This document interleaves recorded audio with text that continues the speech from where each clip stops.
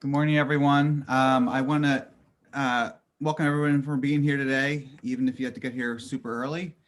And I want to open it up and say thank you to everybody participating today. It's going to be a fun weekend, lot going on. And I will move it over to Jim Breckenridge, who will be running this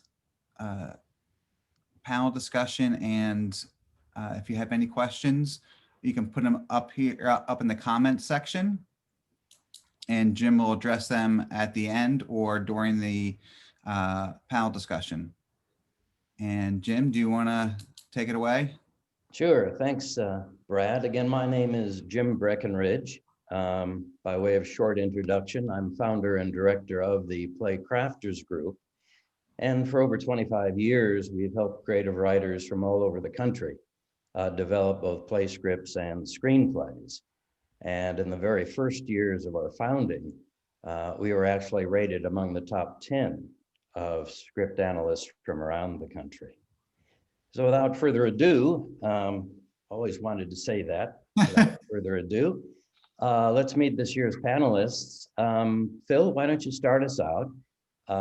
Tell us your name, a little bit about yourself, some of your background in film, will you? All right, thank you, Jim. I'm a Bucks Fever Film Fest alum myself. My name's Philip Carroll. I'm a writer, director, producer of the feature film The Honeymoon Phase, which just came out from Dark Sky Films on August 21st.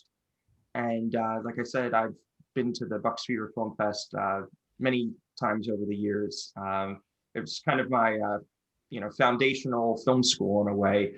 First time having a short film in a movie theater was with the Bucks Fever Film Fest. So it's always held a special place in my heart. So I'm excited to be here to talk to everybody today about how to make your movie. Terrific. Chloe? Hi, I'm Chloe Carroll. I am an actor and producer, and we just made our first feature film together. I mainly do a lot of short films, but this was our first time doing a feature, so we're excited to talk to you about the stress of that. And Rob. Hi, I'm Rob Coccagna, and I wear a lot of hats on a lot of different things, but on the honeymoon phase in particular, I was one of the VFX artists on it, and I guess I also did some stunt stuff on that too. So my main background is in visual effects, at least for the last 10 or 12 years. That's what I've been primarily focused on. Rob, I had a chance to do a little homework, cheating, I guess, and I was just curious, what is a lead compositor? I think it means that I spent the most hours awake during the compositing part of the film. No, it's just we all did a lot of the compositing. It's when you take all the pieces of a VFX shot and you put them all together into the final shot. And I guess I did the most of those. I don't know. I don't know how that worked out exactly, but yeah. Rob's being a little bashful here. He did by far the most compositing shots in our movie. There's a scene with a green screen wall, and Rob, do you remember how many shots there were? I kind of blocked that out after a couple weeks. I don't remember off the top of my head, but it was up there. It was like I feel like it was like. I feel like it was in the 70s maybe, but I don't remember. It was up there. Wow. So just in your work alone, you're talking about hours and hours and hours and hours to process this stuff, right? Yeah. But everybody, I mean, like all of us working on it, yeah, we had probably a lot of hours put in just to make those final frames. Yeah, well, good. Thank you, guys. And as we all sit here today, we hope our audience will be able to walk away with something that's from our collective experiences that will help inspire them in their present or future work. And we'd certainly once again like to thank the Bucks Fever Film Fest, and the Chamber of Commerce, who really helped make this presentation possible. And to remind you, as Brad did, that we invite you all to send us your questions through the chat icon at the bottom of the window, and we'll get to those a little later in the program. Phil and Chloe, I know you've worked with each other for a number of years and are great friends at the Film Fest. How did you two meet each other? So we met on a dating website called Plenty of Fish. Not a film networking website, but Chloe was on there, and she's from the UK, and was looking for friends. And I hate this story. this is like an expose now. Let's cut this out. And so anyway, we bonded over our film interests, and we're friends for a number of months before we even started dating, and made a number of short films together. So. And how's that working out for you? Well, we're married 4.5 years, so we survived our first feature, so I feel like our marriage can survive anything now. Yeah. Okay, you got through the honeymoon phase unscathed. Exactly. So I guess that's the first piece of advice for all the people listening: is if you're looking for collaborators, apparently Plenty of Fish. So. Oh my God. In the past, I know people have always asked whether they must live in LA, as they say, location, location, location. So I'm wondering where you guys, all of you, are primarily located right now, and if you've ever considered setting up shop in California or New York, or does location really not matter very much in these more interconnected days? Everyone's got a different opinion on this. We just moved to California like a month ago, but everything's shut down here right now, so we haven't really experienced it properly ourselves. But I've heard some people who just commute to LA for meetings and then choose to live outside of LA. Like one filmmaker we met lived in Texas, and he got a flight every time like there was an important meeting to LA, and it was still cheaper for him to do that than pay to live in LA. Right. And then some people, I mean, most people, like, you have to be in LA because it's all the chance meetings. Like, everyone here is in film, so like you could just be like at the grocery store, or Phil had an experience with that, or you could just meet someone randomly, and the likelihood is they're in film. Like when we first got here, the people above us is a Steadicam operator, and he does some of the really big movies, and then his wife is a VFX artist. So like the second we got here, when we were looking for apartments last year here, the other girl with us who was also looking at the apartment, she's like, oh yeah, I work down the road, I'm an animator for Family Guy. So like everyone just like is in the industry, so you've got more chance of like meeting people and, you know, connecting with other people who are in the industry, whereas in Pennsylvania it was like the likelihood of you meeting a filmmaker on the street is super rare. But on the flip side of that, in Pennsylvania, people are much more excited when they hear you're making a movie, that they want to be a part of it. And, you know, locations come a lot easier because it's a rarity that movies are made there. So when somebody hears that, they want to be a part of it.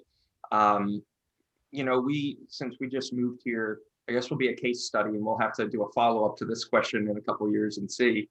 But our mindset was always, you know, we wanted to do our first feature in Pennsylvania where we could, you know, feed off the enthusiasm of the local community and make it very collaborative with the people that we've spent our lives, you know, building relationships with, and then take that movie out to California to try and, you know, climb the next rung of the ladder, with the hope of coming back to Pennsylvania to do more features in the future. Kind of like the M. Night Shyamalan model, I guess. Great. And Rob, you're in Pennsylvania, correct? Yep, I am still in Pennsylvania. But that's okay, especially because I do more visual effects stuff at the moment than anything anyway. And everything is so interconnected with the internet and all that now, it's so much easier to be able to sort of do that job from anywhere. And I've done a lot of jobs for people in, you know, other countries and across this country and stuff like that, just because they can send, you know, large files now, and I can just work, you know, at any particular time. But it's also, I mean, the Philadelphia area is pretty good as far as like film, if you don't want to be in the LA scene, which I guess for some people it's not their thing, because it's its own. They call it Holly weird for a reason. I mean, Yep.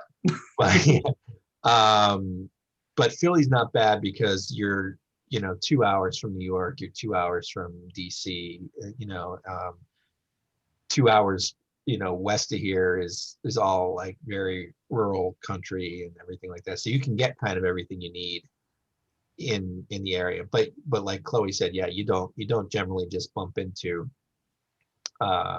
random people on the street and they're like, oh yeah, you know, I do this job or I do that job in film.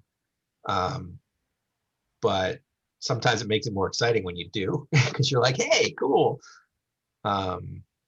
But yeah, so for now, Philly is where I live. I don't foresee myself moving anytime, but I would probably be the type that would do that kind of commute to LA thing. You know, go to LA when I need to and come back here when I need to. So Yeah, that's pretty much what I've heard, at least for feature films. As long as you can take a meeting, as they say, have your bag packed. And I've just heard it's a little more important to be out there if you're writing for television. In these COVID challenging days, I'm just curious how your work's been affected, how you've coped, and if any of you had any advice for filmmakers today during these tough times.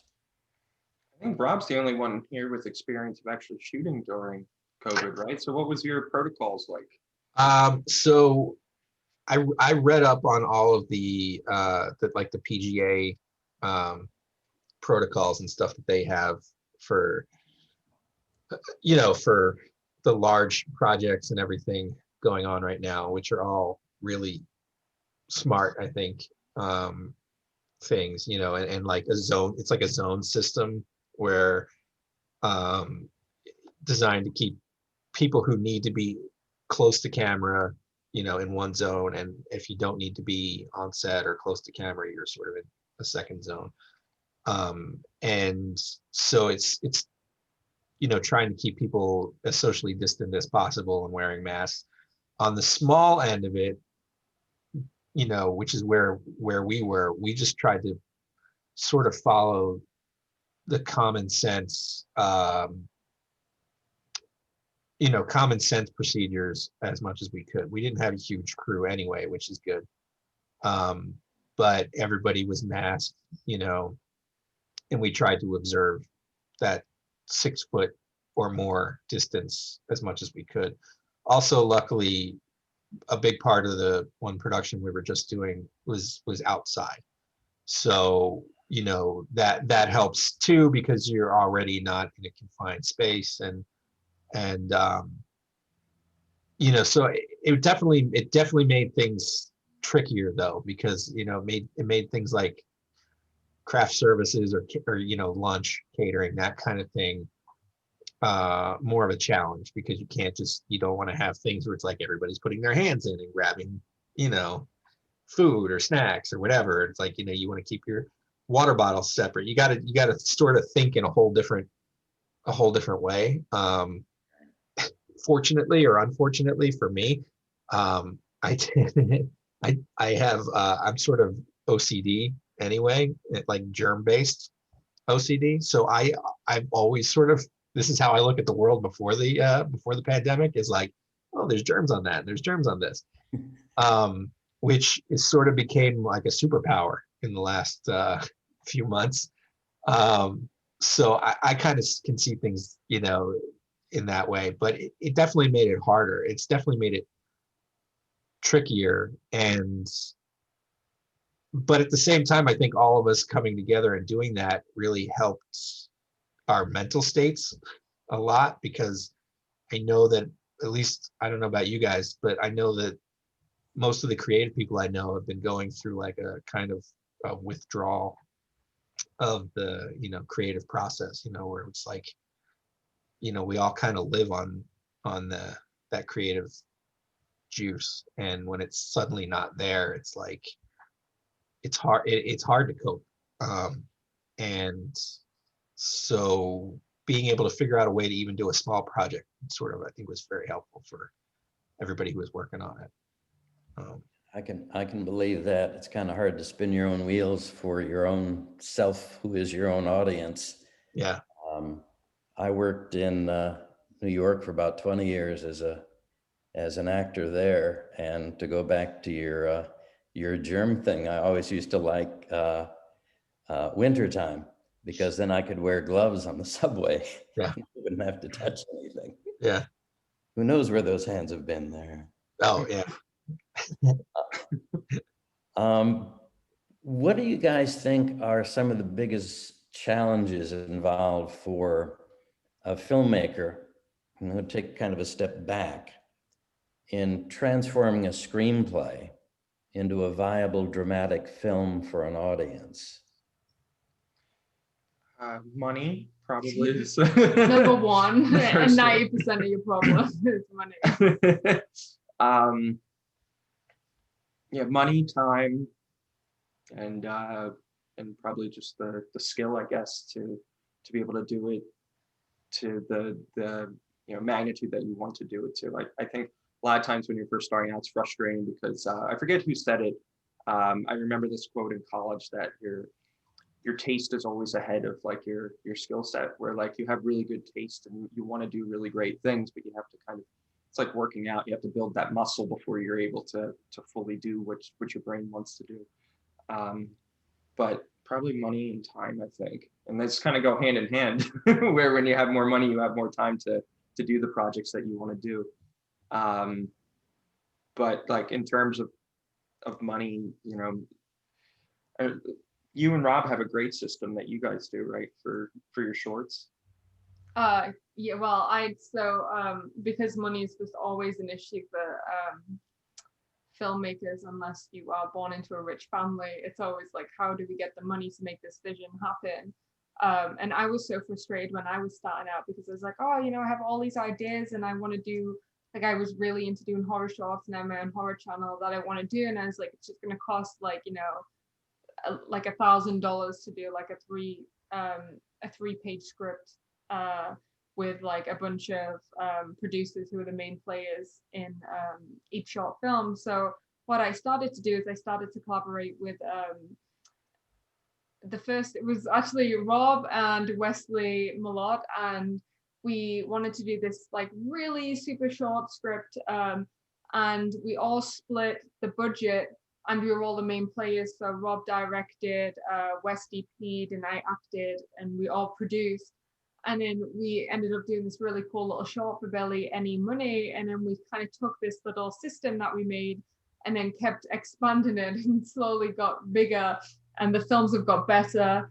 And because at first we were using it kind of just as a way to practice our craft. And then it became like, oh, well, actually, let's do this. And this is bigger. And, which was really cool. And it was an easy way where we weren't all like breaking our banks, but we were all like involved in something. We all had ownership of the content.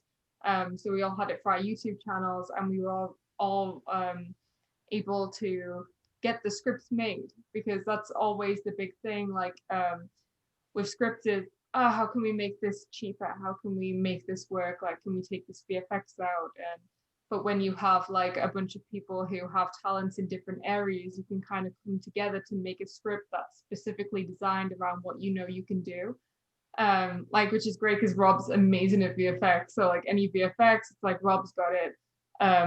I'm really good at SFX, so I can do the practical stuff. And also my now producing partner, Brittany, who does a lot of my stuff, she's really good at SFX too. So we're like, all right, we can goal this up because we know that we can do it for free, like just me and you. So like I write in, if money's an issue, write to what you know you can do to the best ability. So like, you know, if you know someone who's really good at SFX who wants to be involved, then you can make a really gory script. But if you don't know someone, doing a really gory script is going to be so expensive to get someone to do that. So like, yeah, like writing stuff that you know you can get done for a certain budget is super helpful when you're starting out, instead of writing extreme VFX and Unless you know Actually, Rob. unless you That's know one of- Rob. And he's No. But see, actually, that's one of the reasons why I started getting so much heavier into VFX was because when you don't have money, you start trying to come up with other ways to get shots done that you want to see. And for me anyway, visual effects became a way to go, well, okay, I can make something look bigger or look more expensive maybe than it actually was because of these tools or this tool set. So I started really trying to learn that stuff. And it's not a complete replacement. Obviously, I mean, everybody has seen really bad VFX and bad CGI and everything like that. But if you learn the tricks and you learn a lot of the different techniques, you can definitely take things that were, you know, way too ambitious in your head and maybe make them a little bit more, you know, a little bit closer to being able to be realized. So that's kind of how I got even into that. And I think that does help when you have a, you know, lower budgets, or you don't have access to raising money for bigger things. Yeah, it feeds the imagination. Yeah. Because you kind of got to go there. Yeah. Guessing, Rob, you have a lot of your own software to do this. Yeah, that I've sort of, you know, built up over the years and try to maintain, although everything seems like it keeps switching to subscription models. So it's hard because you used to be able to just like buy a piece of software and then sort of ride it into the ground until it was like, you know, no longer, you know, you're limping along and everybody else is flying. But now a lot of them are like, you know, subscription based. So it's more of a constant output of money for some things. But so because of that, I actually do gravitate towards some software packages that are actually free, that anybody can use. Like for example, one of the main 3D programs that I use is called Blender, and it's open source software, so it's free. So like you can just go to blender.org and download it, and it's an amazing piece of software, and it gets more amazing every year because more big companies actually have started to put some money into it and things like that. But so that's the kind of thing where like that doesn't cost me any money, so all it costs me really is time to learn it. And I think that's kind of important. So I try to find the things where it's like, yeah, for some jobs I need to put money out on and you know, get software that's higher end or whatever. But if I can get away with something on an open source software or something like that, I'll do it. Because then when it's things like this too, that, you know, you talking to other filmmakers, you can be like, hey, you know what, you don't need, you know, $5,000 for this software. Go here and download it, you know, burn it. It's that way with editing software too. There's free versions of almost all the major software packages now. Like I think Premiere has Premiere Pro Rush. I don't know if it's free or if it's a lower subscription, but that's a lower cost entry point. Avid Media Composer, they actually have a free version. It's called Avid Media Composer First, and it's pretty much the same as the high-end packages, just minus some of the bells and whistles that a feature film would want to take advantage of. And DaVinci Resolve has a great editor too, and that they have a free version of that. So It's amazing that even though, like, I agree with Rob that it is a pain that there are subscriptions now for a lot of these software packages.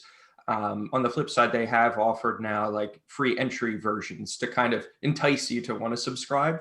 Right. So for people looking for software that are just starting out, there's lots of lots of ways to start editing, you know, without having to pay $250 a year. And then if you like the package and you want to move on to like 4K, 6K, 8K, you can do that. I'm curious, since we're kind of talking technical things, do you own your own cameras, or do you rent, or is it a combination of two? I have a camera package that I used to use for shorts that I got to shoot wedding videos, because wedding videos is kind of what got me through doing our first feature. That was the main job that I did initially. So we have that for weddings and also for short films. And Rob, I think you have a package too, right? Yeah, I actually have a camera that I just bought about a year ago, which is a digital cinema camera. It's a Blackmagic Ursa. And I got that because for a couple reasons. One, for shooting VFX plates and things like that. It's, you know, it's a good camera for that.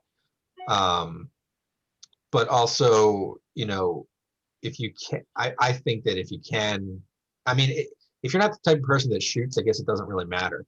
You know, you would just find a DP or somebody who has the gear. But I know like Phil shoots and I shoot, and a lot of the people that we know, Wes shoots, and so it kind of makes sense for us, I guess, to invest in that equipment.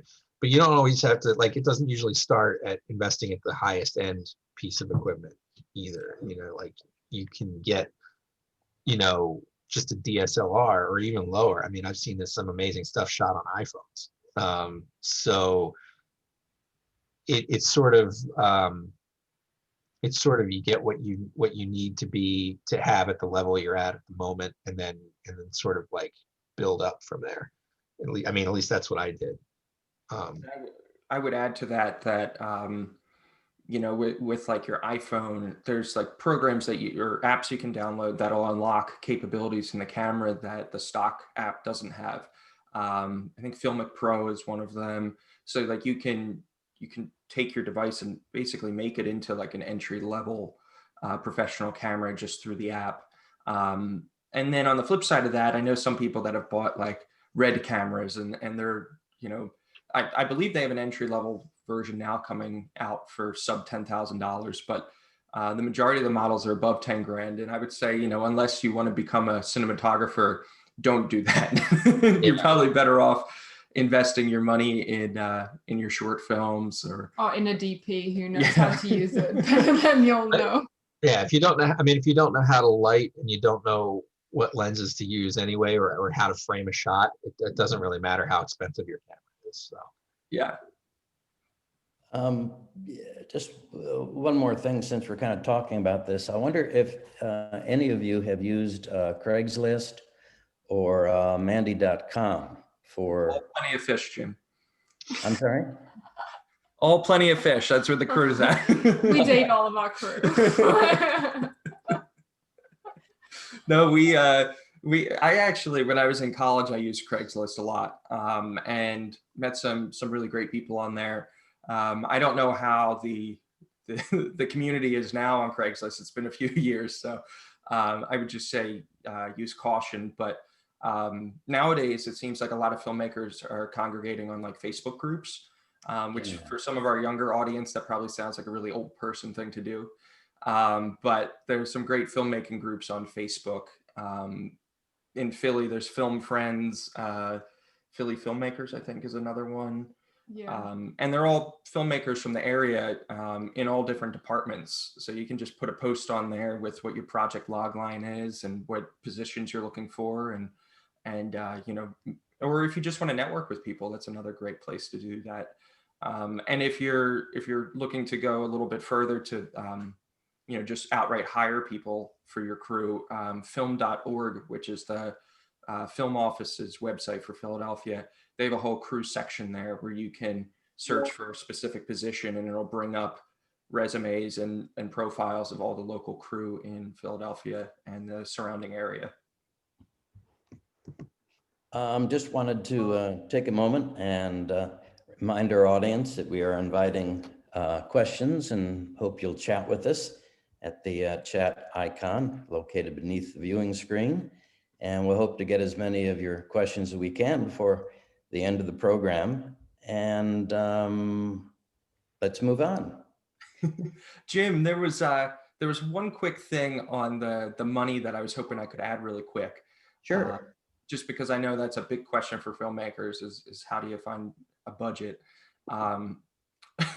Look behind Jim and look what's there. There's all these amazing companies that are supporting film. And I'm not saying go to them directly, but that's the idea behind financing movies, is you go to companies that want to support the arts. So like for us, for our feature film, we reached out to a family member initially who was a successful business owner of a meat processing plant cleaning company. So they had contract cleaners that would go all around the country and clean meat processing plants. So the furthest thing from film or the arts. And we just started meeting with him for like mentorship on like advice, how to start a business and what advice would you have for us as young people, setting out on this journey. And those mentorship meetings eventually led to our executive producer wanting to invest in our movie because he believed in our passion and wanted to become a part of something. And from a lot of filmmakers that I talked to that are making their first film, the financing for the movie came from outside of the Hollywood system. A filmmaker that we knew, Eric England, who did Contracted, his DP, I believe his parents owned a car dealership, a used car lot. And they thought it was cool that they wanted to make a movie and put up the money for their first movie. Some other people that I talked to say that dentists are really good because they have some money and they want to invest in something that's fun, So I would say, and it worked for Ed Wood. I was gonna say, I think that's how Evil Dead got made. And dentist, yeah. It's Ed Wood's birthday today as well. Well, happy birthday to Mr. Wood. But everyone's going to be going to like CNN tomorrow. They'll be like, I got this pitch because I know you guys have some money back there. But like when I was younger, I would keep all of this. This is so funny, but I would keep all of the annual giving magazines from my university and my high school, because I was like, okay, all these people want to give back to the local community. So this is like a Rolodex of people that want to potentially be a part of something. So think outside the box in terms of financing. Like Kickstarter is great also. But if you're looking for a larger scale project and you don't have a network already built in, but you might have a reel to prove yourself, reach out to maybe some local business people that in your own network that might be interested in giving back to the arts. Yeah, take that money back from your dentist, I think is the advice. They fill in your cavity and you've got a mouthful of mouthwash and you're like, so this narrative is short. but just be a good person. That's the first, like for our investor, he was attracted to our passion, our kindness and everything like that. So don't go knocking down doors being like, yo, do you want to give money to a film? Because most people will say no. Yeah, and get used to that too. Most people say no for everything in life. So you just got to let it roll off your shoulder and keep on chugging along. Okay, good advice, good information. Assuming that every job is a little different from one another, but in many aspects, somewhat the same. How do you chiefly allocate your time during prep? And I wondered if you could walk us through some of the basic process of actually getting a film made, some of those steps. Sure. So for a feature, once you get the money for your feature, it's you get the green light, as they say. It's kind of like a mad dash then to principal photography. So you have a set number of pre-production days where you have to get a lot accomplished in a short amount of time. that starts with, the casting. You have to find actors for your film. Chloe always handles the casting on our projects because she has a passion for that too. What are some of the casting resources that you've used? Actually, I can screen share this one while you talk about it. So for casting, Breakdown Express, which is free for filmmakers, and there's a lot of actors on there, a lot of professional actors too. The cool thing is that you can get a professional, if you can get a professional actor for your film, that's awesome, because when you cast your mates, it's going to show if they don't know how to act. And a lot of actors, they want to do these indie projects, so you can get them on your film. Breakdown Express, film.org is really awesome. That's free. Breakdown. Yeah, So here's we're screen sharing. So here's like an example of Breakdown. Yeah, so as you can see here, each of the characters, and it will show you how many people have applied. And then you go in and then you can organize the people who have applied and, ask who you're interested in auditioning, etc. It's really good. And it's all like the whole website is set out to make it as easy as possible for you to organize your actors. You can watch the reels on here, yeah, for each person that applied. Backstage is awesome too. And you do have to pay to do a casting call on that, but they're like always running a free ad. So if you sign up for their emails, like I've never paid to put an ad on Backstage, because there's always like post your first one for free, or this. But Breakdown's free, right? Yeah, Breakdown's free, but like it's all like if you just type in like Backstage coupon, like you never have to pay for it, but don't tell them I said that, and Backstage probably won't watch this. Yeah, I mean, when you're just starting out, I think that's one of the hardest things is to, you're like, how do you find, you disappeared. You think, how do you find actors? And once we found Breakdown and Backstage, it was like a revelation. Yeah. Because there's all these professional actors on there. And even if your project is, student film and you might not have the money to pay, you can put that in there saying that it's, it's a volunteer project. And then, you'll get actors who are, open and willing to do that, understanding that you're a student and wanting to, help you in your career path. So yeah, right. Also, don't cast somebody who's like 22 to play somebody who's like 68. Yeah. And just don't cast your friends. Like it just always happens, and you see it and you watch films like with like just people who don't have acting experience, and you're like, you already just brought the quality of your film down. Yes, it's more fun with your friends. Oh, I'm a ghost. It's more fun with your friends, but you can get the actors. A lot of them will do it deferred, or you can do certain SAG contracts are deferred to, like if your short's not going to make any money, which 99.9% of the time it's not going to make money, and they know that. So they're up for practicing their craft if it's like your first film. When you start doing more films, you're going to have to pay your actors. And you should pay your actors. Absolutely. But for your first one, if it's a student film, like they normally understand and are also learning. There's a lot of student actors. That's another thing you can do is go to drama schools. They all want a reel, so you're like, oh, I'm trying to get a directing reel, they're trying to get an acting reel, team up with them. That's my main advice for me. That worked. I found people who were in similar stages of their filmmaking career as me at the time when I started, and kind of grew with them, which is really cool. Like people are always like, oh, I don't have the money, and I don't have any connections, and I can't do it. And I joined 100 Facebook groups, like Philly artists, Philly filmmakers. You just type in Philadelphia film, that's where I was from, or whatever state you're in, you will find filmmakers, and they're all in the same position as you. And they're all at home with a script, with no money. And they're like, I wish I knew people who wanted to do stuff. And there are so many people out there who do, and you just have to get online and connect. Let me introduce a question here that we have from one of our viewers. They were curious, and I'm sure this depends on if you're using film stock or you're going the digital, but the question is, what's a realistic budget? Is there a rough price per minute of finished footage?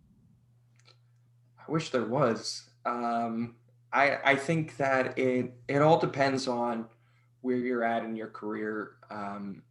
If you're a student, your budget a lot of times can be, food. Um, I had a good friend of mine who was a mentor in college, who was a World War II reenactor, and he had a group of friends that did World War II stuff. Rob knows Kurt, and Kurt helps me out on a bunch of projects, bringing his guys on board to do some really cool war shorts. And even beyond that, he was just a great mentor. And one of the pieces of advice he told me when I started college was to take advantage of those 4 years, because for 4 years, I can use that student status to pull the heartstrings of anybody that was, potentially interested in helping the film. While you're a student, you just say that and people will want to help you. So you can do things cheap while you're a student, by using that status, I guess. Beyond that, I mean, on your shorts, was it like 1,000 a day, 800 a day, somewhere around there? Yeah, it started off at around $800 a day, split between the producers that were involved. And, me and Rob normally have like 4 producers per short, which is so like a lot of producers for a short film. Which is also the negative of that is you give up a lot of control. So if you're directing and there's a bunch of producers involved, every producer has the same amount of impact. So like you can be outvoted on decisions. So that's the cons of producing with a lot of people, but the money is better, which is the main pro. But yeah, so it was just like, it kind of just goes up the more you do it. So like, because people want better pay every time too. You want to keep increasing the pay of the people you keep bringing on, because they're also growing as filmmakers. So I think it went from like normally my budgets are around 1,000 a day, but like Alicia ended up being like 2,700, which is in the film festival. That was 2 days, today. right? That was 2 days, and that was 2,700 for 10 minutes of film, with a slightly bigger crew. And then like all my shorts on the Fear Crypt channel, like if anyone's interested and they watch any of my horror shorts on Fear Crypt on YouTube, and they're interested in like how, like the exact production budget and how we did it and who, like I can tell you all that if you message me on social media, and I'll share all the details that aren't online about each individual production and how you can get something similar made. So yeah. I think the number one thing is to make sure that you have good food. Yeah, that's true. A fed crew is a happy crew. Yeah. One of the things that I think is that like what's important, and I know that like Chloe and I had talked about this before and everything, it's like you can do that when you are in school, definitely do the student film thing, but and even to an extent when you first get out, there's sort of like a grace period, I think, but like at a certain point I feel like you need to start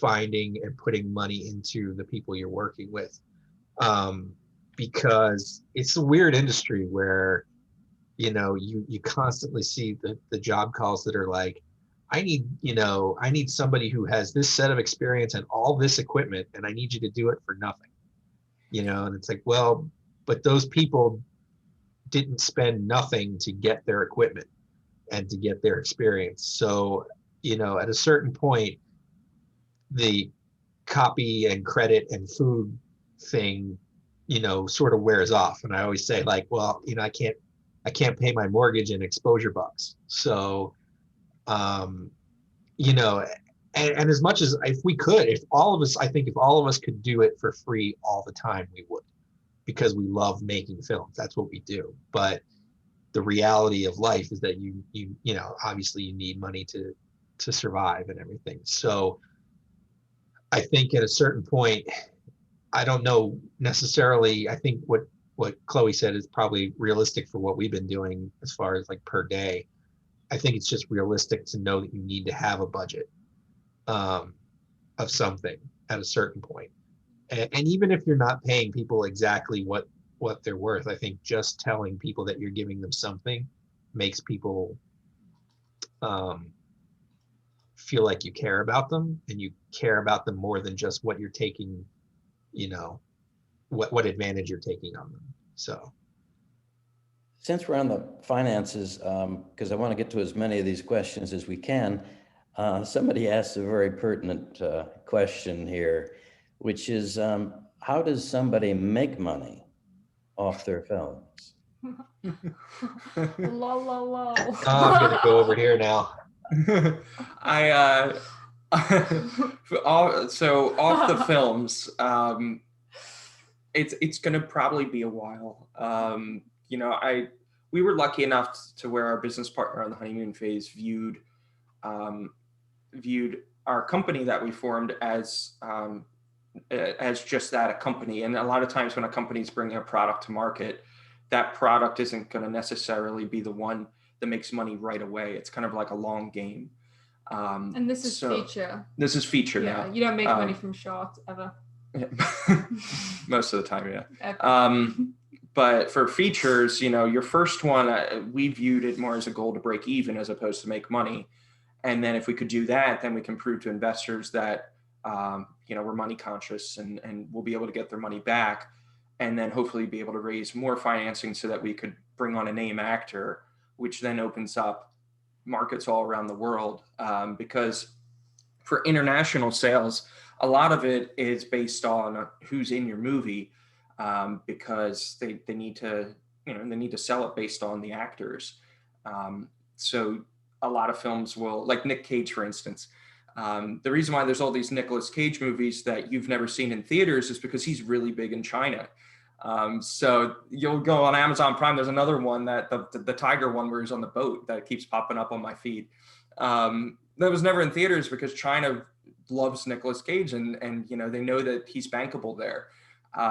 So you know, that's kind of the way to reach the next level is to bring on an actor to then sell to foreign territories. But you know, for us, our goal right now is to break even. Also on that note, something that is helpful is Pennsylvania. It's a toss up every year whether or not it'll come back, but they do have a film tax credit. And we use that on the film, whereas 25% of our money that was spent in Pennsylvania, we got back. So that was really helpful because it, you know, it spurs job growth in the local community. When we were shooting in Philly, you know, all the Philly vendors for food and hotels and stuff, they were able to build business off of our movies. So it's kind of like a reciprocal relationship. So that's helpful to getting back your money. But yeah, it takes a while. And the sad thing is too, is just, our movie came out in August, but we probably won't see money until next year because iTunes has to report their earnings to our distributor. Then our distributor has to report earnings to us. And then eventually they'll cut the check and then we'll get it. So it's just a long, long process. But Yeah, don't give up. I think like in acting, I assume it's true in filmmaking, as they say, you're only as good as your last picture, and every picture, every acting job is actually an audition for the next job. And that's showbiz. As is every film that you make. We're getting some more questions here, so let me just kind of jump on them and make sure we include them all. Great question here. What are the advantages and disadvantages of going to college for film? I'm in high school, still trying to figure it out. Great question. Rob, did you go to film school? I did for a while. I went to Temple, same as you, and which is a great school, by the way, and their film program is amazing. For me, it just, for my personality, and I guess it just didn't work out for me at a certain point. I was too eager to be doing stuff, so I was having trouble focusing on class stuff. My brain was always somewhere else wanting to do stuff. So, but I'm definitely much more of a learn on my own pace kind of person anyway. So I think personally that college is important for some people for certain things, not all necessarily related to film. I think it's important for social reasons and just life skills and a whole bunch of stuff that's unrelated to film that will help actually make you a better filmmaker, you know, around the bend anyway. So that's important. And I actually did get all of that from my time in college. I think a lot of filmmaking though is very technical and and in some, I would argue sometimes should be almost a trade school kind of thing. Because I think a lot of what you learn about making movies, you learn on set making movies. But you still need to really learn the theory stuff and learn the history of films and movies if you want to be a better filmmaker, I think. Because it's sort of like film is a language, it's its own language, and we talk in, you know, filmmakers all talk in a language of film, you know, and that language changes depending on, you know, you can say, hey, this is like, oh, I want to do this thing, and it's like that shot in, you know, 2001, A Space Odyssey, you know, and then people who have seen that then go, oh, I know what you're talking about, you know, like, and you kind of get this shorthand, and a lot of that comes from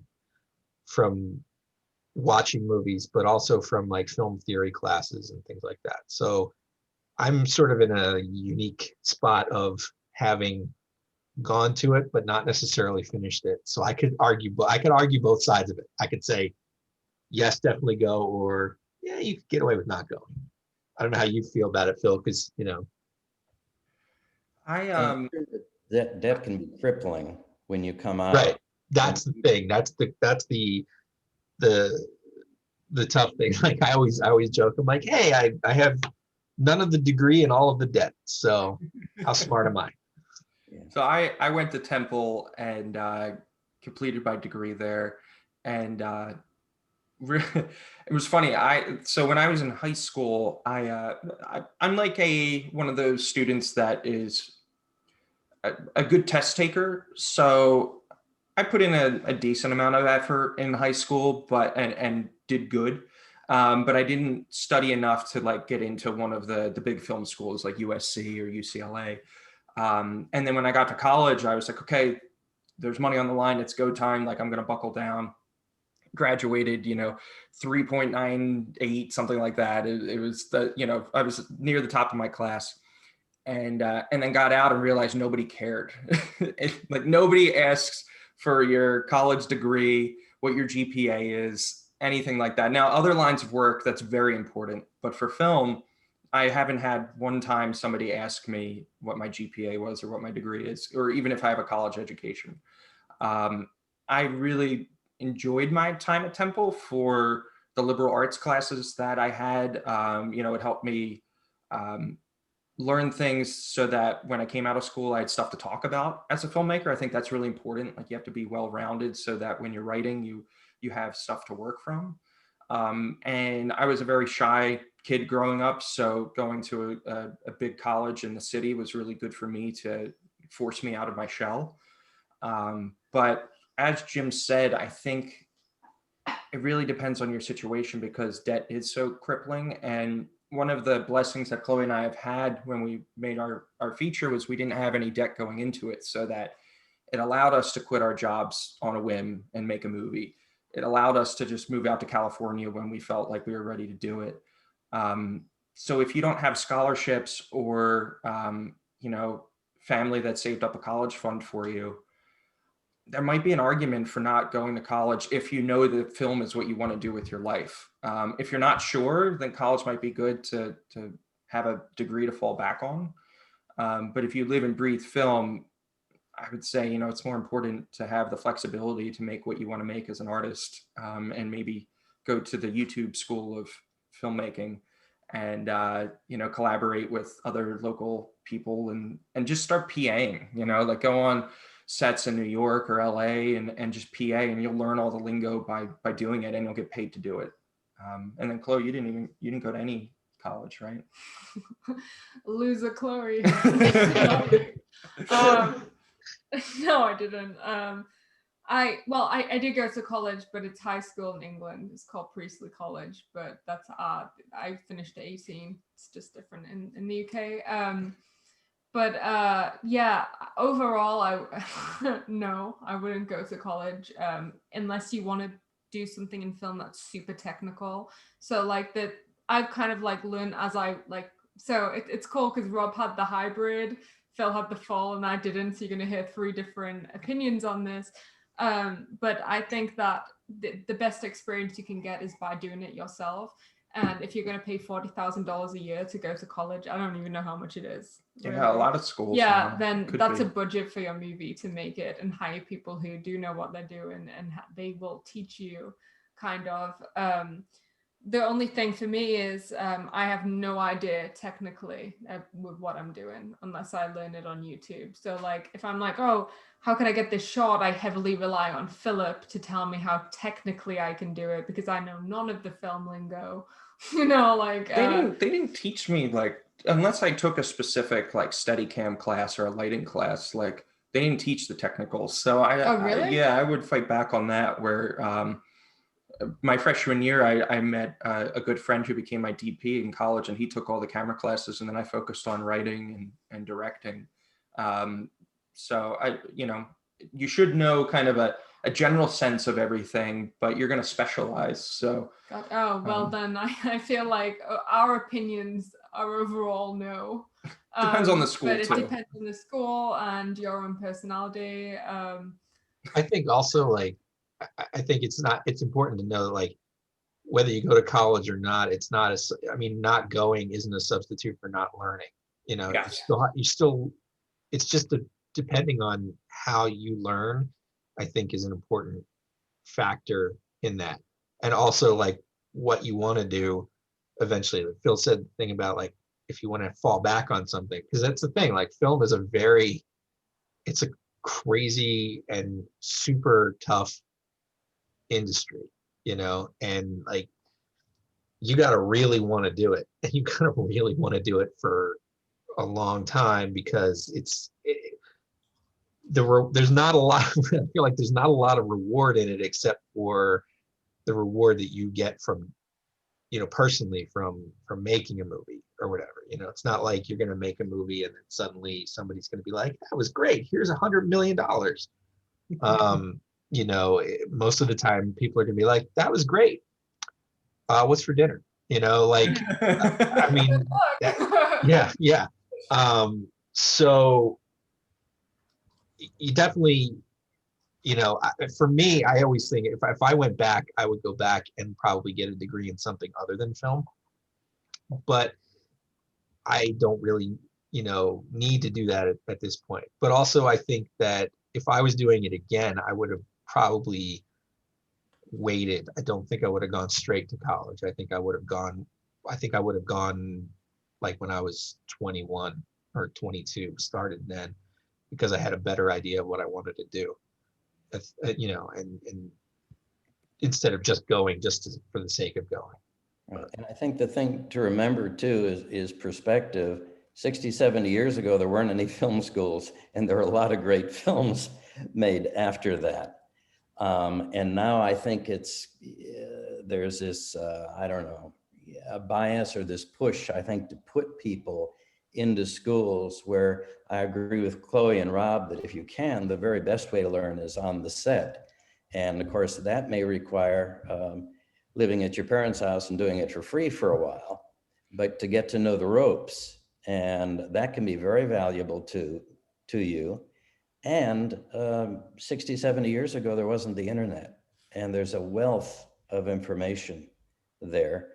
And also through some of the groups that Phil mentioned earlier, the film groups in and around the area and around the country. So I think those are both great ways. And if you took Rob's advice and took a year off and did that yourself, you might have a better perspective on what you wanted to do with the next coming years, whether that be applying to film school or something else, or be a dentist. I I actually one thing I was doing, I don't do it as much now, was SFX work, and it's because I like doing art and I like horror and gory art, and I literally learned everything I know from YouTube. Like I would just sit and watch videos, and then I did all my learning I was doing on a film. On a feature film, I was doing all the SFX for them, and my assistant makeup artist went to school for 3 years, and she was like, where did you go to school? I was like, YouTube. And so, and it's just because I was doing it for longer, and it was just the most it was that moment of like, it doesn't matter where you go. It's like for acting, I don't look at people's resumes when I'm casting. I'm like, I just need to see that you can act and you're real. I don't care if you went to school. I don't care if this is your first thing. You see actors who go to college for 3 years and they're worse than actors who just started out and it's their first time ever auditioning. Like it's, I think there's not a very good advocate for school. I think there's an argument to be made though for taking individual courses at different schools. So like, and not even like a university, like over the summer, I took an Avid editing course to become an Avid certified editor. And that was it like $1,200, I think, for the first course. And it was like a week-long intensive, 6 hours a day. And I learned more in that course than I did at 4 years at Temple, taking some editing courses there. And it's the same thing with like directing. There's directing, courses you can take in New York or LA, VFX courses for the applications. You might be better off, spending $5,000 on a few different courses at places that are, specified in the programs or the line of work that you want to do, as opposed to going to a university and spending all that money so you have access to their library and their tech labs and everything like that. So, well, and another way is perhaps to get a membership for the county theater, or follow us along with the Bucks Fever Film Fest every year. One advantage is that is you get to see people often your age, and you see the kind of work they're putting out there. And I think that can be very stimulating and certainly very informative for people out yonder. Phil, were there a couple other things in the basic process of getting the film made you wanted to catch us up on? Sure. I think this happens after the film's made, but I think it's important that we talk about, and that's the festival and distribution side of things. With film festivals, we're all here together actually at a film festival. So this is an example of a really great film festival, the Bucks Fever Film Fest, where they're very community oriented. They want to help the filmmakers grow their careers. But there's also a lot of scammy film festivals out there. Film Freeway is kind of the main festival resource these days for finding film festivals. And, I'd wage a bet that 50% of them are, just some guy in his basement saying that he's a film fest, and he'll give you a laurel online, if you pay him $10. If you submit to festivals, you want to make sure that they're reputable, because it does cost money. We probably spent like $2,000 on the honeymoon phase, right? On just festival submission fees. Like 1,500. 1,500. And then for like my shorts, like Alicia was a $700 festival run. Like it's not cheap. Like if you want to do like a lot, because on average, like you'll get rejected from 2/3 of them too. So like it just feels like, oh my God, all this money is just going down the drain. Or you can just release online. If you go to a festival and you're not going to get the views, if they don't have like a fan base, then like, paying to submit there might not be worth it, unless you want a lot of laurels. I know like that sometimes when you do the first film, it's exciting to just go to all the little ones too, and get all the laurels for your poster. So like, we're not knocking that. Like that's also, fun. It depends on where you're at in your career. Yeah. If you're just starting out, I think it's really great to feed off that energy of going to smaller film festivals with your shorts. With features, it's a different game that I wish we knew how to play before we started submitting to all of them. It would have saved us a lot of money and a lot of heartaches. But from what we found and the people that we've talked to, the big festivals like Sundance, Tribeca, Toronto, those films that get in have name actors in them typically, or they typically have a big agency repping them who made a call and got the film in.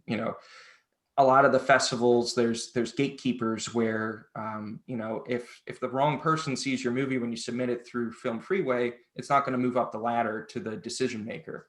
So from a lot of the filmmakers that we've talked to through Reddit and other websites, they say it's really important when you're doing a feature to have somebody on the inside, even if it's just like an executive producer by name. A friend of ours that we know that had a comparable film to ours was struggling at the festival circuit, brought on a producer with a name, just saying like, hey, would you like this credit? Because we know you're big in the horror genre and, we think you'd like the film. They did it and he made one call and got him into a big festival. So it's kind of like a political game at the large festivals that you have to learn to play. And the quicker you learn how to play that, the quicker you'll probably move to the next level of your filmmaking career. It literally is 99% who you know. Like no, I wouldn't go that far. I think you need to have the skill to back up, your creativity. So if you meet the right person, but you're a crappy filmmaker, it's not going to help you. So you have to cut your chops doing your shorts and making good product so that when you do meet the right person, you'll be ready for that, for that introduction. So, but most of the advances will be from people you know. It's a nice way of saying that. So I'd say just learn how to play the festival game, and with distribution, it's the same thing where. If you're a small film, you'll want to bring on if you can, a reputable sales agent. And a sales agent is the person that represents your film to the distributors and will take it out to the market. They'll be the ones to, call Netflix and be like, hey, you should watch this movie. And the way that you find a sales agent is you go on IMDb, you sign up for their pro account, and then you can just look up the different sales companies that rep other indie films that are comparable to yours.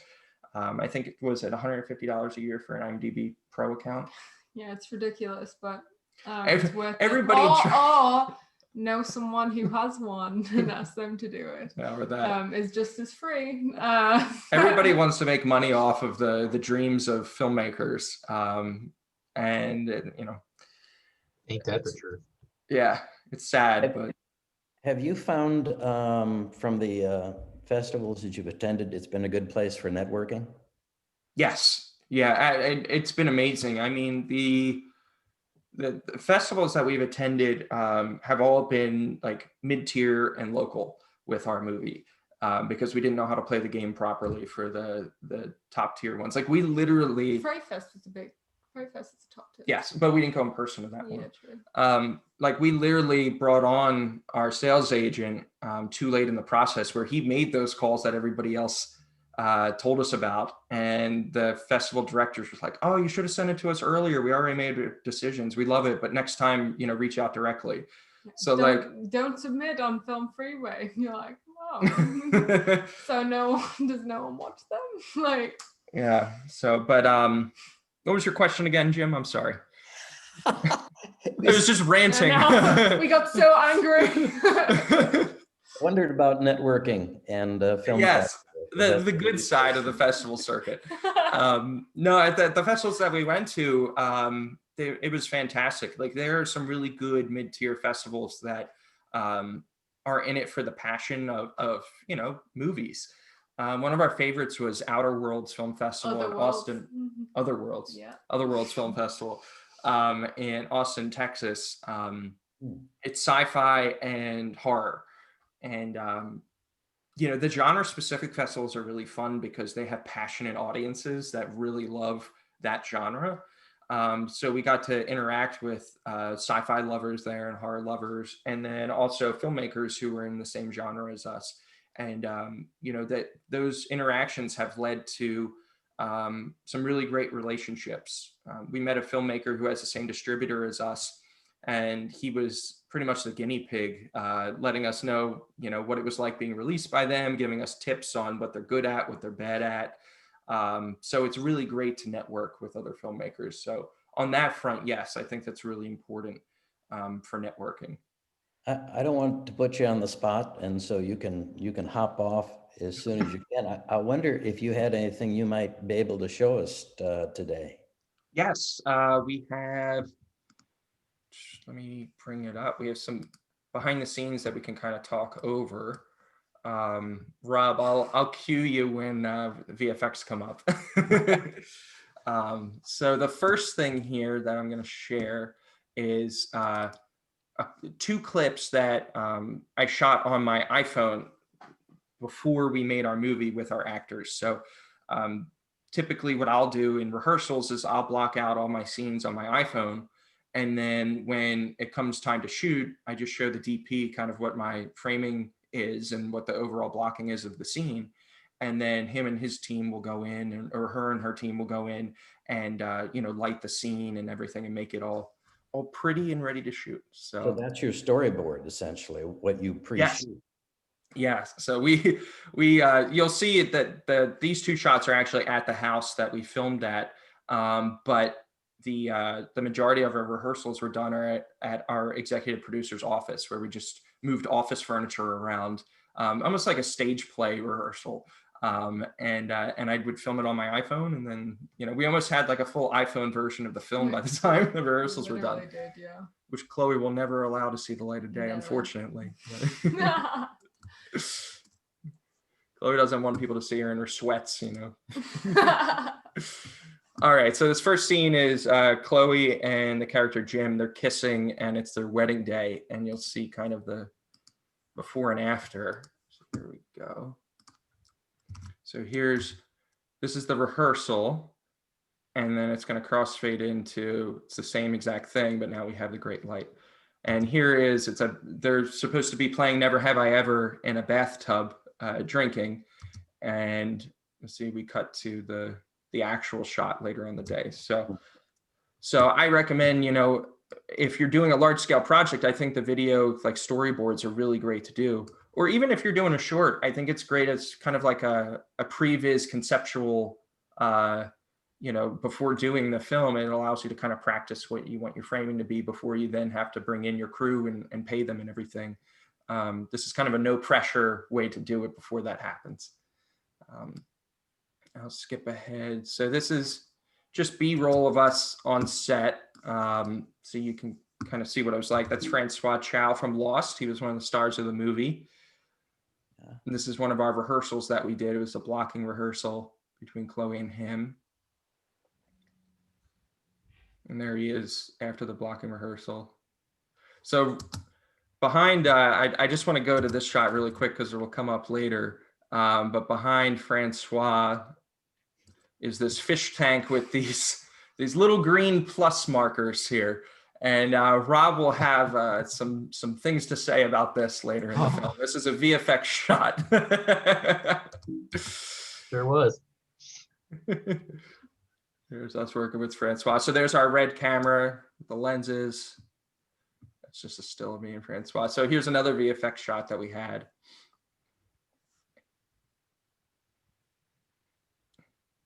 So later on, we would add some blood effects to that shot of Jim being shot. It's us just working on set. So it's so much fun when you get to do a feature. It's literally like a dream come true. We had such a blast making it, and these people are all family to us now because we spent, basically over a month living together in this house where we shot the movie. So it's kind of like camp where you go away for a while, you get really close to everybody, and then at the end of the camp, everybody goes their separate ways and hopefully comes back to camp, in the future when they raise money again. I feel like there's a little added something to it also when you're doing a lot of night shoots. Oh, this is pretty cool. So this is we were doing a fork stabbing test, and this guy, he had Doug Sackman, these magnets that he put on his torso, and then this was a fake fork, and it would just attach to the magnets and stick to it. By the way, And did this you is- ever apply to trauma? I'm sorry? Did you ever apply to the trauma festival? No, we didn't. But Doug, he's big into trauma. He works with Lloyd Kaufman all the time on their projects. So this is a torso that Jim gets. He gets stabbed in the film, and you'll see he's wearing this torso in front of his actual chest. And Chloe's actually just stabbing this torso, but the way the camera looks, it looks like she's stabbing Jim. And see, this is where the blood comes out. There's this whole pack in there. I remember that night. And this is the wall that we were referring to that Rob replaced with LCD panels. So pretty much every shot that was facing this direction, Rob had to be a maestro and make look really cool. So actually, that's a good transition. So next up we have,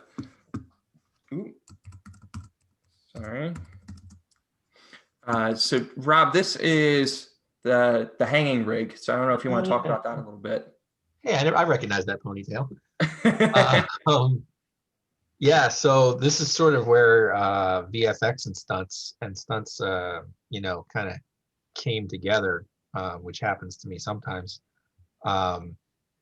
And the whole thing with this was, you know, we had her in a rig to it's a harness that's specifically designed, you know, to take your whole body weight, and then it has different loops on different parts of it, so you can decide where you want to clip things to or whatever. So we just clip one to high up onto her neck, so when she gives it all her weight, it looks like she's hanging. The trick then is you have to remove either the cable that's going up to the bar up there, or whatever's, and all the rig, you know, all of that has to go away too, because in the shot, the final shot was you can see the whole room, so you can see that stand there, and Ben This was an issue we kept having. Yeah, Ben was the first aide. So see how she's just rotating there?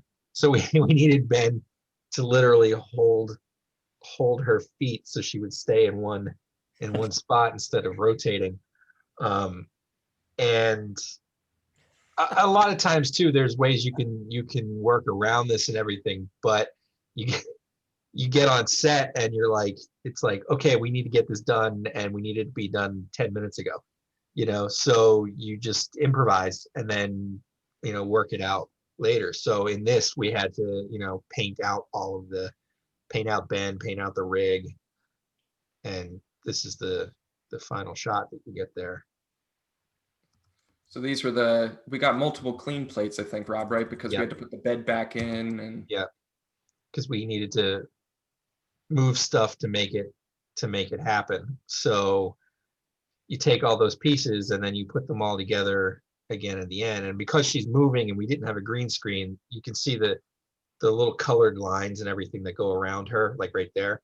That's called rotoscoping. So I literally, you know, traced out Chloe and extracted that element by itself, so that I could put it back in over the clean plate, and then at the end you get that whole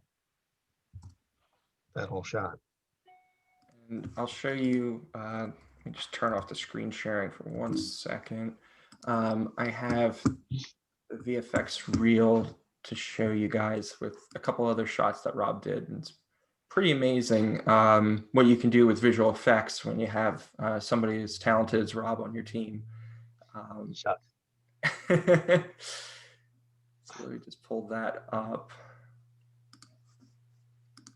And Rob, with VFX, just while I'm pulling it up, I'm curious, are you self-taught with visual effects? A lot of it, yeah. But it's also something that I've been was always interested in, even as I was a kid, and before everything went CG, I was always into miniatures and all that stuff and like Spielberg movies. And I like, that was the stuff that I was even as a kid was always reading how they did stuff. So I think I got a pretty good foundation in that, and then sort of extrapolated that into the world of digital via YouTube and other things. This is stuff that David did that was really amazing. Yeah, these were holograms. So that what this does, it'll scrub by each of the layers to show you kind of each of the pieces that went into the shots. So the first few are ones that David did, they're all holograms, and then it'll go over to ones that Rob and his company did.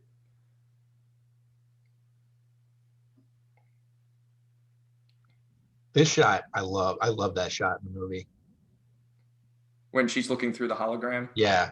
Yeah, that's one of my favorite VFX shots. Yeah. David did a great job on that.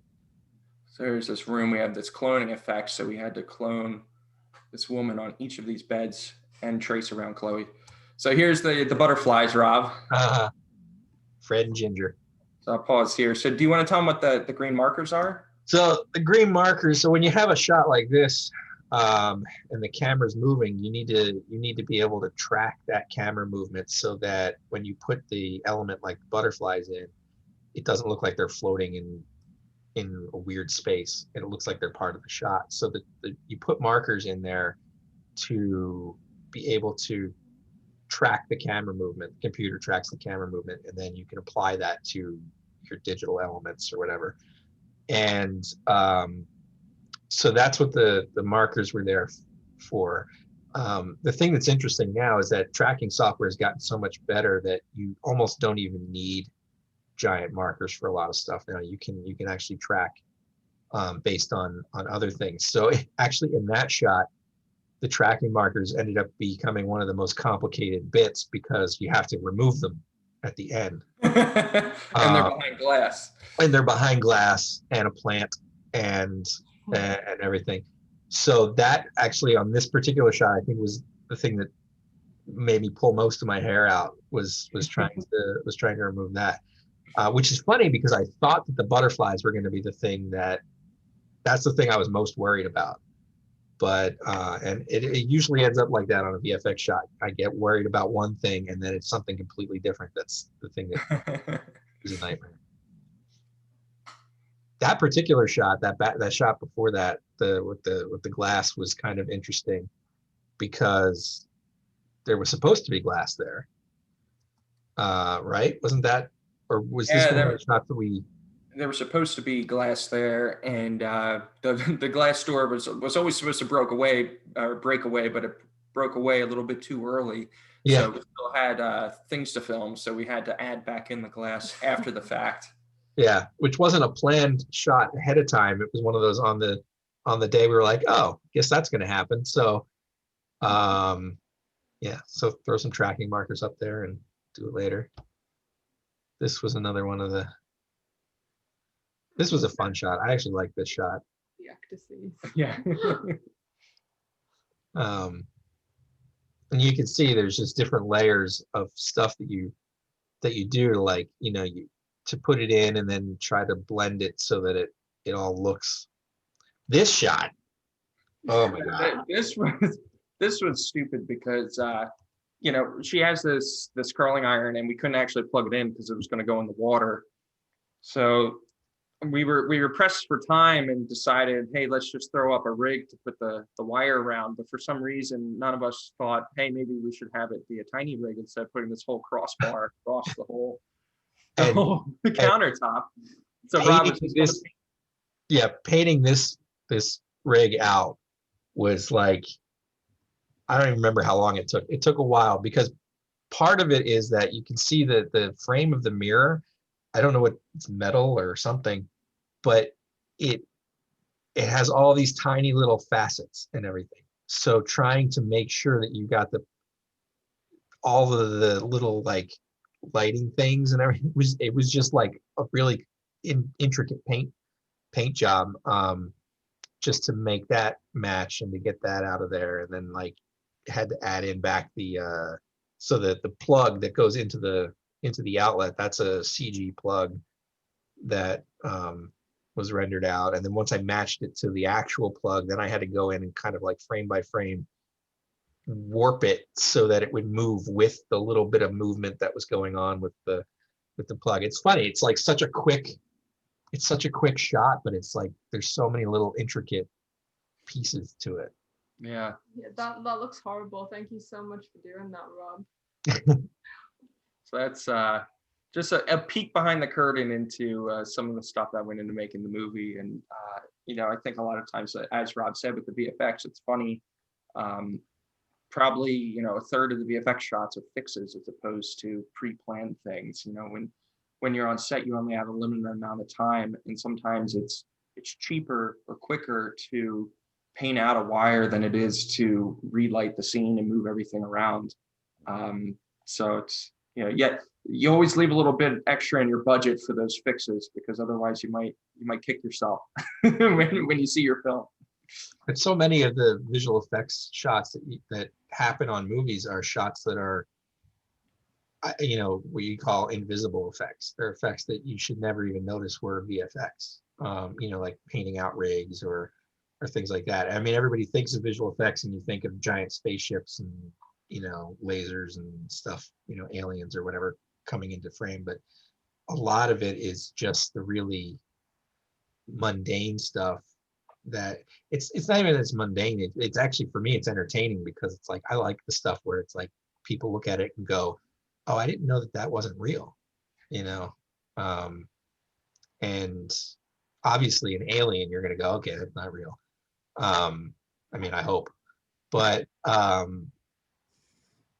things like different backgrounds and there's lots of stuff that happens on TV all the time where it's like, you know, hey, they're in, you know, Las Vegas or whatever. But it's like, but they shot that in Georgia, you know, and none of that background is real. They put it all in later, you know. That's the stuff that I find entertaining. I think our viewers do too.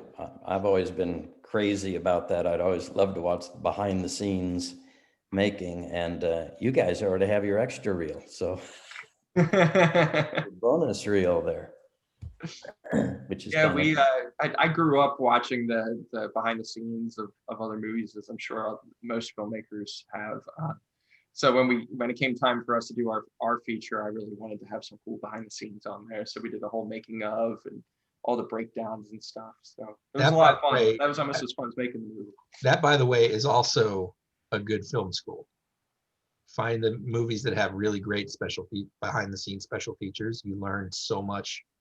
I learned a lot of stuff about VFX just by watching, you know, behind the scenes on movies that, you know, ILM has worked on and stuff. And I go, oh, that's interesting. So I learned the basic of the technique, and then I figure out how to translate that to what I have access to or whatever.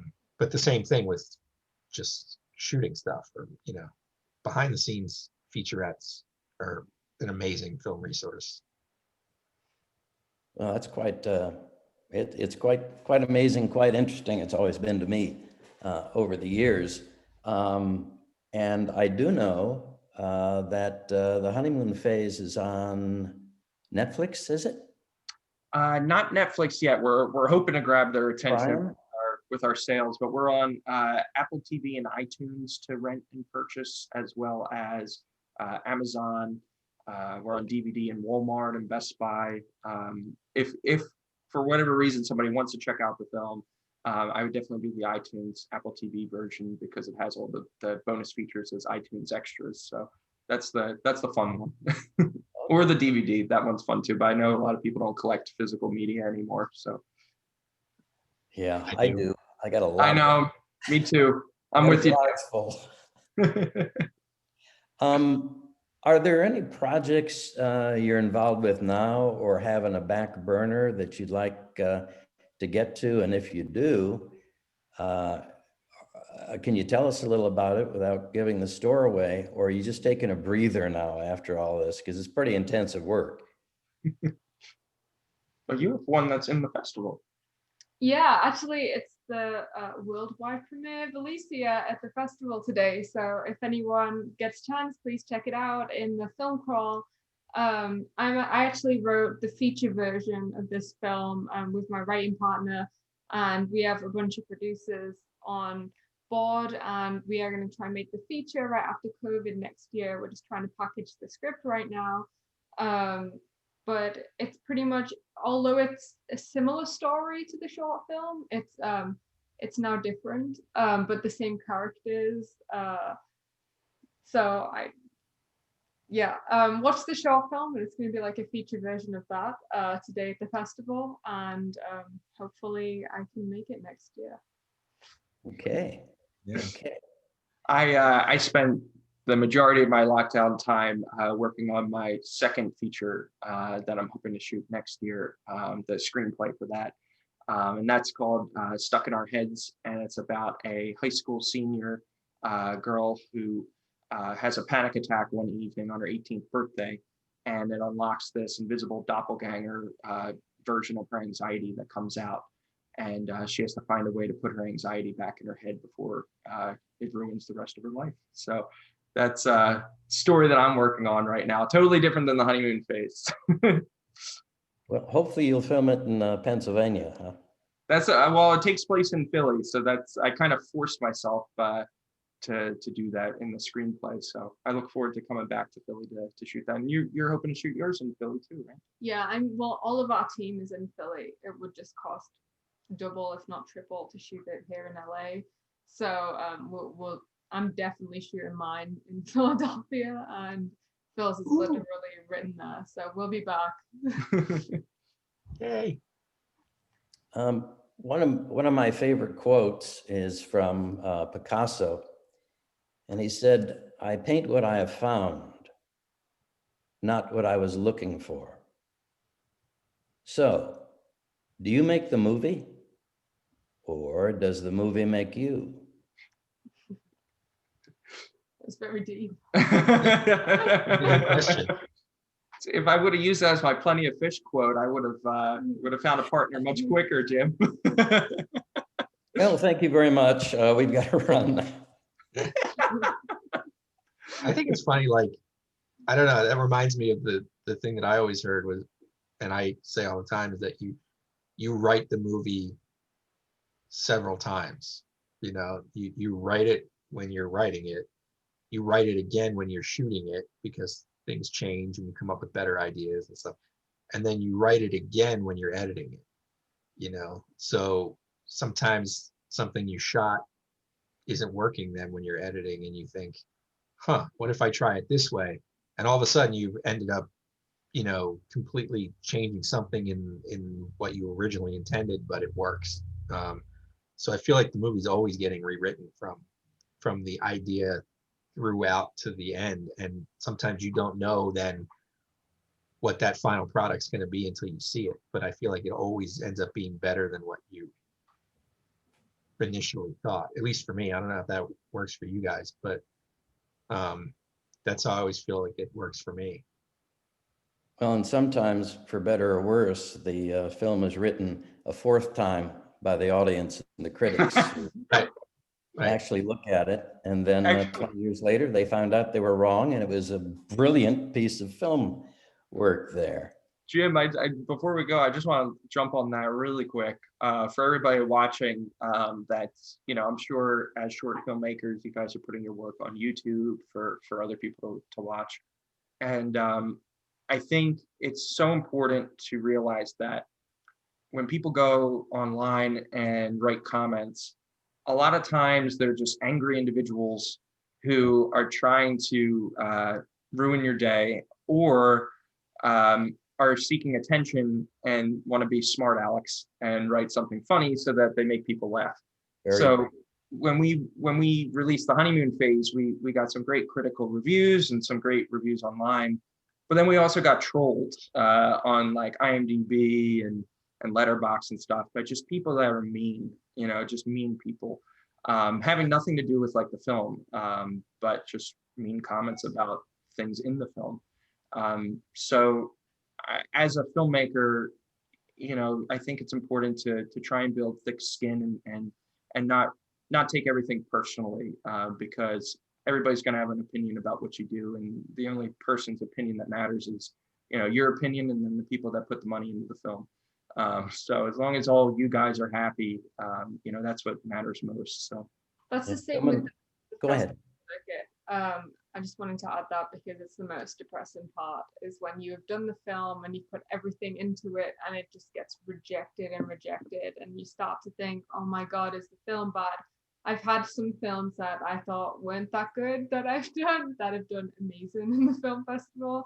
And I've had films that I've put my heart and soul into and I'm like, this is the one that's going to do well, that have literally got rejected from everywhere I submitted. So like it's an opinion on if people like it or not, and it's not a reflection on you or your work, and it will be depressing when you get rejected from film festivals, but you just have to not take it personally.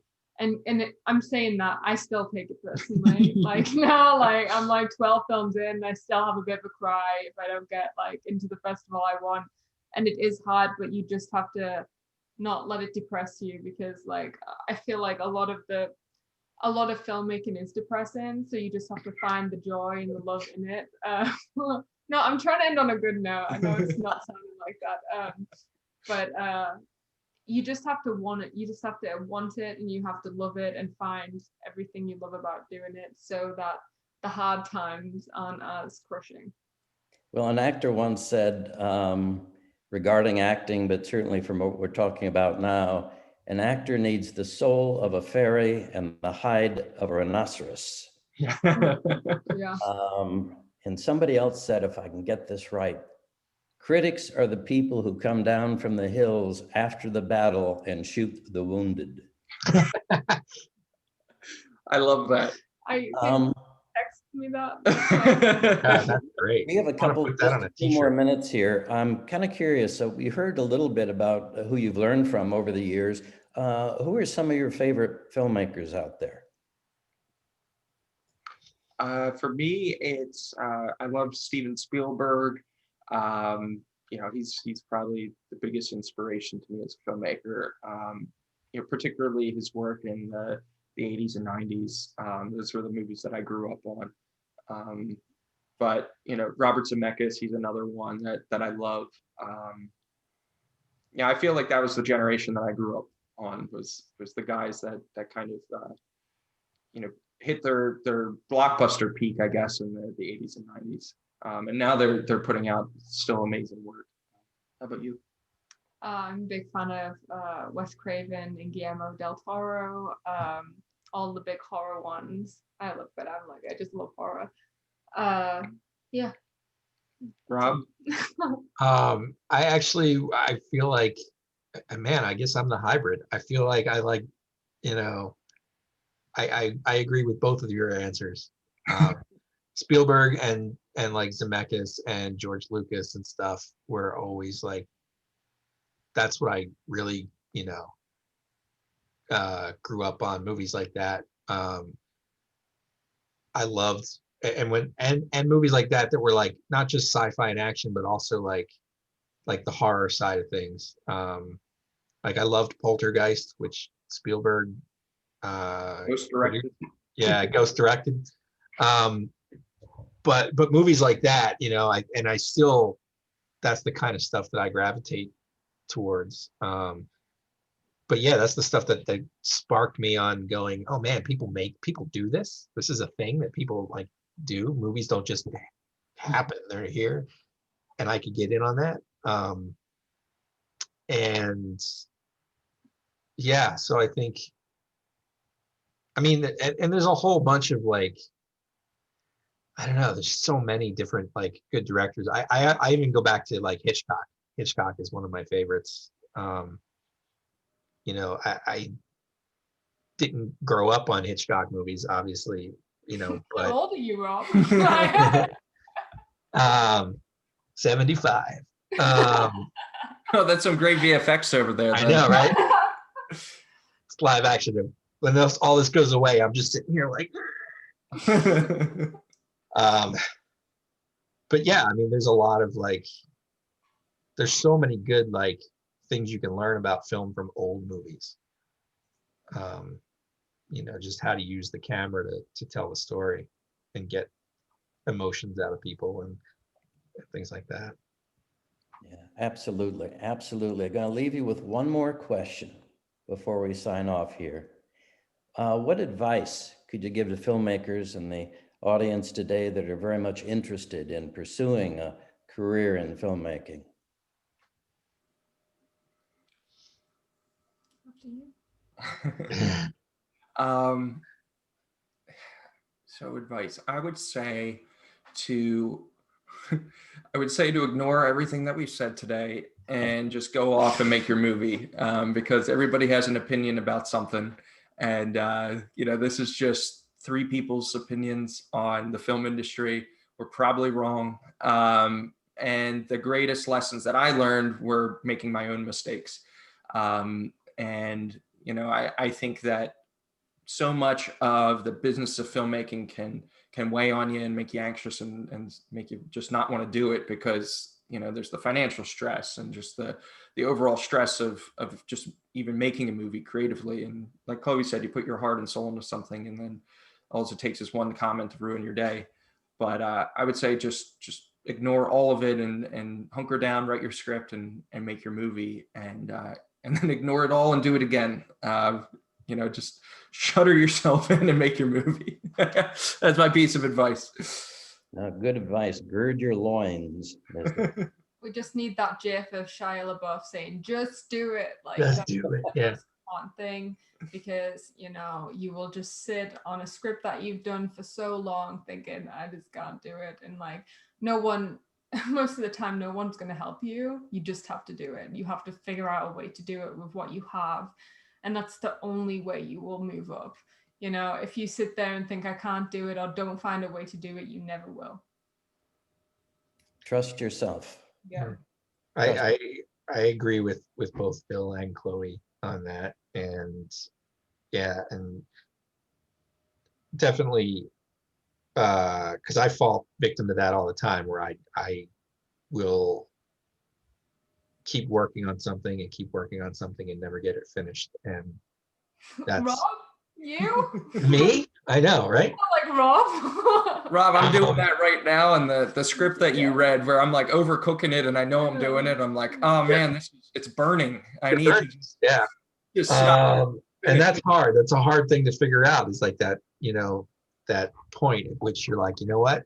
Just walk away. It's going to be okay. I mean, like, and it's not just us. I mean, look at how many times George Lucas changed Star Wars, right? I mean, it's a legit thing that you can just not know when to walk away. And I'm still learning that. So that's one thing. And my other piece of advice would be never miss an opportunity to plug something that you're working on. Like for me,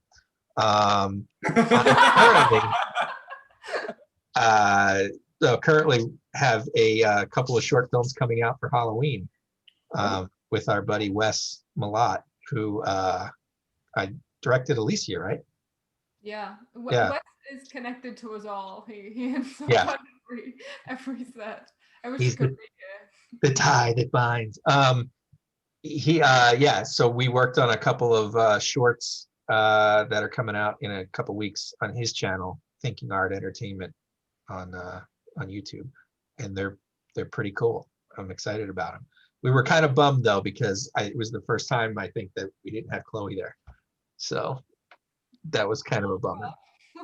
It was, but I am so jealous that I couldn't do short scares this year. It's like all my team are doing shorts and I'm in LA doing nothing. Brittany produced both of them too, and That's she's right. producing Alicia. So like we're all involved and we'll all be on it. And I'm sure I'll drag Rob into it somehow against his will. Doing the feature. This is a great example of the nepotism in the film industry. I'm looking forward to it. Also, one last tiny piece of advice, and that's don't be afraid to reach out to other indie filmmakers on social media. We're on Twitter and Facebook. Feel free to add us. Like everybody, life can be busy. So if we don't reply right away, please forgive us. But feel free to reach out if you have any other individual questions about things. Yeah, the best ones will definitely usually, I would say, want to get back to you, and because we all do it because we love it. So we all want to talk to each other about it and hang out and stuff like that. If somebody's a total jerk about it because you just want information or whatever, you probably don't want to work with them anyway. Okay, guys. Chloe, Phil, Rob, thank you so very much for giving up your time and expertise today, and our audience for zooming in with us on this virtual get-together. And again, thank you all for supporting the Bucks Fever Film Fest. And now, if I may, I'll pass the baton over to Brad Sanders, who has a couple of festival updates for you. Brad? Thank you, Jim, and thanks everyone. Appreciate you guys being here. Just a real quick thing is to just make sure you check out the Film Crawl films. They're up on the website. Also tomorrow we have a panel discussion where to meet Doug Torres, and I hope everybody will be able to join us for the VIP reception tomorrow at 12:30. As it was mentioned today, it's a great way to network with other filmmakers, writers, sponsors, and the Film Fest committee. So check that out, and the winning films and the honorable mentions will be also viewable at tomorrow as well on the website. So any questions, always send me an email. I put it in the chat, and just reach out to me. And thank you to all our sponsors and everybody being here today. Good, thank you, guys. Thank you. Thank you. Thanks.